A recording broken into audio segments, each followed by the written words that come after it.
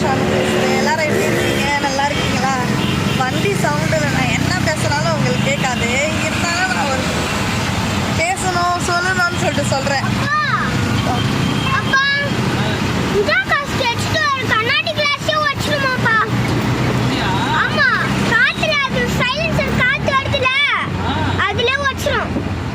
Okay, இப்போ நம்ம எங்கே போகிறோம்னு பார்த்தீங்கன்னா, எங்கே அனிஷ் போகிறோம் நம்ம?